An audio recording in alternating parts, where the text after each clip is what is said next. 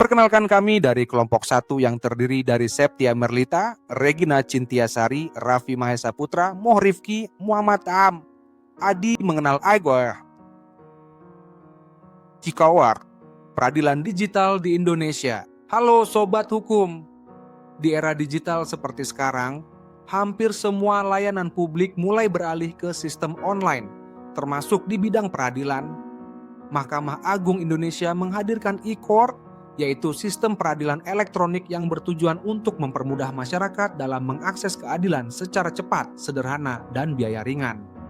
Nah, di video ini kita akan membahas apa itu e-court, dasar hukumnya, ruang lingkupnya, asas yang diterapkan, serta tantangan yang masih dihadapi dalam penerapannya. E-court adalah layanan pengadilan berbasis elektronik yang memungkinkan proses berperkara dilakukan secara online. Melalui e-court, masyarakat bisa melakukan pendaftaran perkara, pembayaran panjar biaya, pemanggilan para pihak, hingga persidangan tanpa harus selalu datang langsung ke pengadilan. Sistem ini merupakan bagian dari sistem pemerintahan berbasis elektronik, SPBE, dan diharapkan mampu meningkatkan efisiensi, transparansi, serta akses masyarakat terhadap keadilan. Penerapan e-court memiliki dasar hukum yang jelas. Awalnya diatur dalam Peraturan Mahkamah Agung Nomor 3 Tahun 2018, kemudian disempurnakan melalui Perma Nomor 1 Tahun 2019, dan terakhir diperbarui dengan Perma Nomor 7 Tahun 2022. Peraturan ini mengatur secara rinci tentang administrasi perkara dan persidangan yang dilakukan secara elektronik, termasuk syarat pengguna, mekanisme pemanggilan, hingga pengucapan putusan secara online.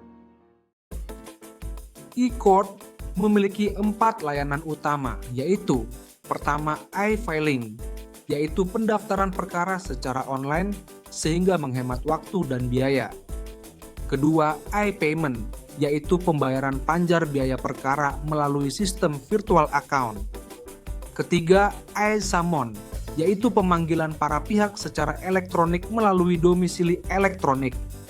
Dan keempat, e-litigasi, yaitu persidangan elektronik yang memungkinkan pengiriman dokumen seperti jawaban, replik, duplik, dan kesimpulan secara online.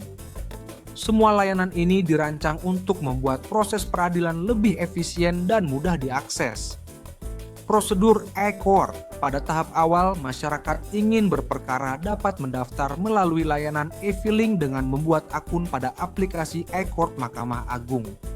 Setelah pendaftaran, sistem akan secara otomatis menampilkan taksiran panjar biaya perkara melalui layanan e-payment yang dapat dibayarkan menggunakan virtual account. Selanjutnya, pengadilan akan melakukan pemanggilan para pihak melalui e-summon ke domisili elektronik yang telah didaftarkan. Apabila perkara dilanjutkan ke tahap persidangan, maka proses e-litigasi memungkinkan pengiriman dokumen seperti jawaban, replik, duplik, dan kesimpulan secara online. Asas dalam e-court meliputi asas sidang terbuka untuk umum, asas cepat sederhana dan cepat, asas biaya ringan. Ketiga asas ini menjadi fondasi utama dalam modernisasi peradilan melalui e-court. Meski membawa banyak manfaat, penerapan e-court masih menghadapi tantangan, seperti keterbatasan infrastruktur teknologi, rendahnya literasi digital masyarakat, serta kesiapan aparat penegak hukum. Kedepan, pengembangan e-court perlu didukung dengan pemerataan infrastruktur, pelatihan sumber daya manusia, serta inovasi teknologi agar akses keadilan benar-benar dapat dirasakan oleh seluruh masyarakat. Dengan adanya e-court, diharapkan sistem peradilan Indonesia semakin modern, transparan, dan responsif terhadap kebutuhan pencari keadilan. Yuk, sebagai generasi yang hidup di era digital, kita mulai memahami dan memanfaatkan layanan e-court dengan bijak. Dengan mengenal e-court, kita tidak hanya belajar tentang hukum, tetapi juga ikut mendukung terwujudnya sistem peradilan yang lebih modern, transparan, dan mudah diakses oleh semua orang.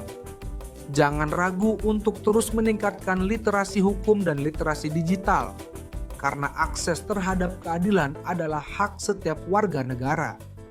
Mari bersama-sama kita dukung transformasi peradilan di Indonesia. agar semakin responsif terhadap perkembangan zaman dan kebutuhan masyarakat. Terima kasih sudah menonton, semoga bermanfaat.